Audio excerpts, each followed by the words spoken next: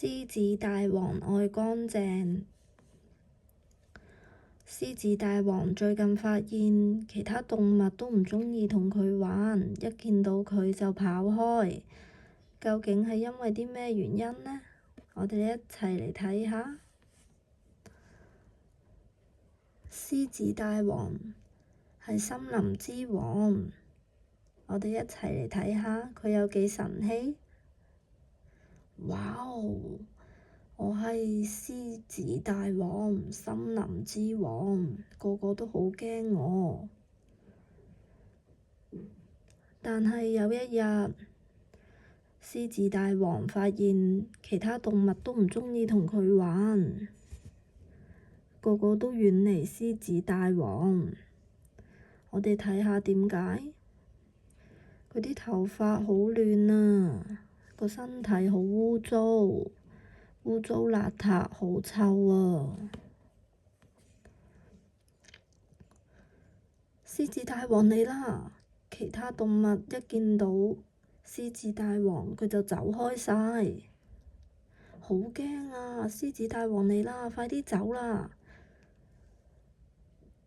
獅子大王捉住一隻小松鼠問：你哋點解要走開？同我講點解？小松鼠話：你睇下你啲頭髮咁亂，睇落去好得人驚啊！獅子大王話：但係我最驚剪頭髮㗎啦，咁點算啊？我唔想剪頭髮啊，好驚啊！小松鼠揾咗幾個佢哋嘅朋友一齊幫獅子大王剪頭髮。嚟啦，攞把鉸剪同埋攞把梳嚟啦，我哋幫獅子大王剪頭髮先，唔使驚㗎，我哋嚟幫你剪啦。剪得真係靚啊！我哋一齊嚟數下獅子大王收到幾多把梳。1、2、3、4、5，係有5把梳㗎。喺呢個正方形上面貼返個5嘅數字啦。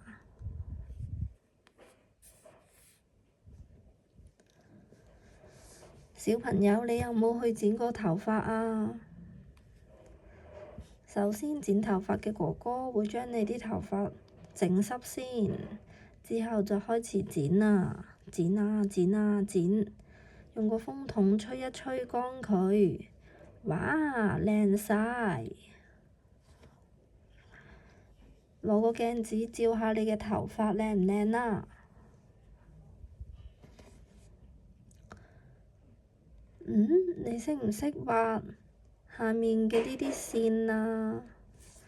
呢個係轉圈圈，一個圈一個圈一個圈㗎。中間呢個係一條直線，最旁邊嗰個係一個波浪嚟㗎。我哋揾一張白紙，幫個小朋友畫上佢嘅頭髮，好唔好啊？我哋睇下呢個，揾下邊度有鏡子，一齊嚟揾下啦。屋企到底邊度有鏡子呢？去廁所睇下，去房間睇下，鏡子會照到自己嘅樣。你發現到未啊？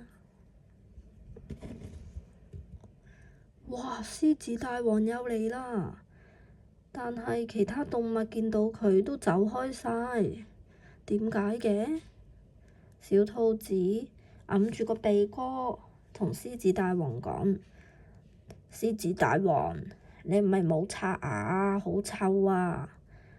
你咪連沖涼都未沖啊！你好臭啊，又唔刷牙又唔沖涼，咁樣會好唔乾淨，好邋遢㗎。我哋唔鍾意同你玩啊，你走開啦！原來獅子大王成日都唔記得刷牙同埋沖涼。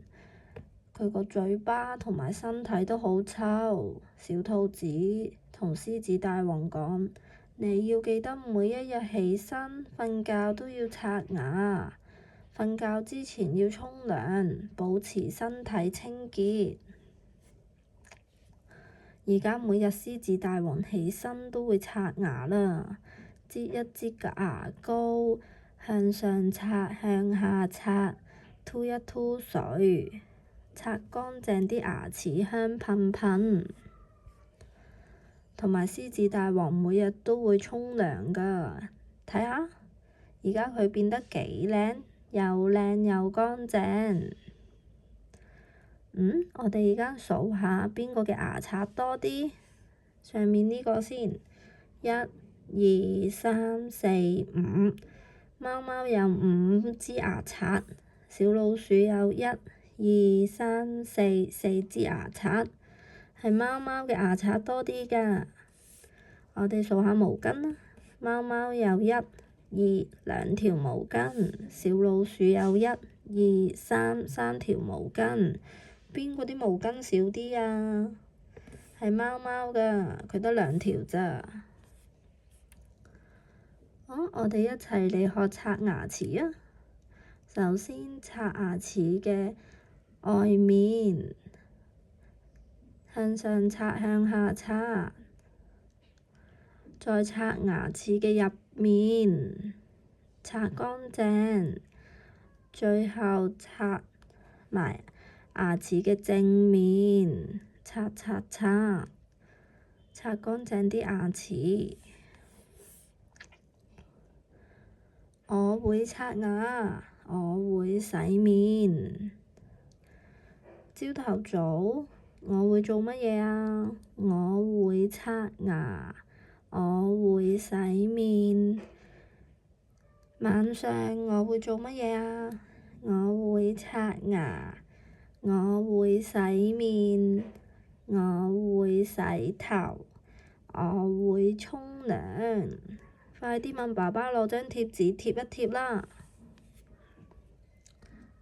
我哋讀一讀兒歌。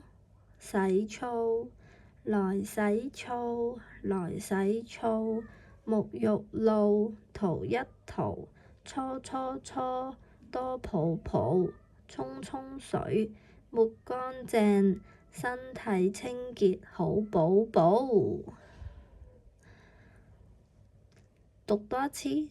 洗澡，來洗澡，來洗澡，沐浴露塗一塗，搓搓搓，多泡泡，沖沖水，抹乾淨，身體清潔好寶寶。我哋睇下呢個鴨仔、貓貓同大笨象都會自己沖涼㗎。動物都識得清潔自己嘅身體，都會自己同自己沖涼㗎。獅子大王嚟啦！而家獅子大王又乾淨又整潔，但係點解其他動物見到佢都跑開晒嘅？獅子大王問：黑超，你哋點解又要跑開啊？小青蛙話：獅子大王，因為你打乞嗤嗰陣時冇注意衛生。獅子大王問：咁樣點樣注意衛生啊？小青蛙話：打乞嗤嘅時候要用隻手揞住個嘴巴同埋鼻子先得㗎。黑超！獅子大王又打咗一個乞嗤。今次佢就用佢隻手嚟遮住佢嘅嘴巴同鼻子啦，做得好好喎！而家獅子大王睇落去比以前仲更加威風，所有動物都好鍾意佢啊！所以我哋要保持清潔，經常要刷牙、沖涼，令到個身體好乾淨。我哋一齊嚟睇下點樣擦鼻子。哇，流鼻涕啦，應該點算啊？攞張紙巾抹乾淨，掉入垃圾桶。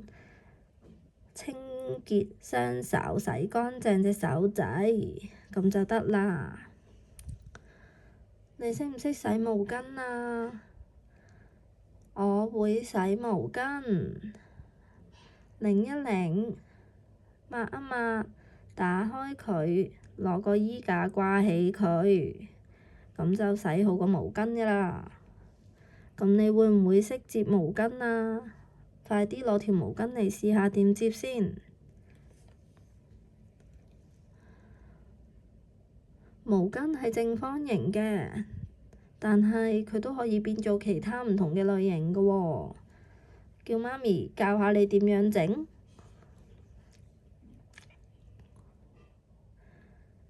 獅子大王愛乾淨嘅故事入邊，你最鍾意邊一個小動物啊？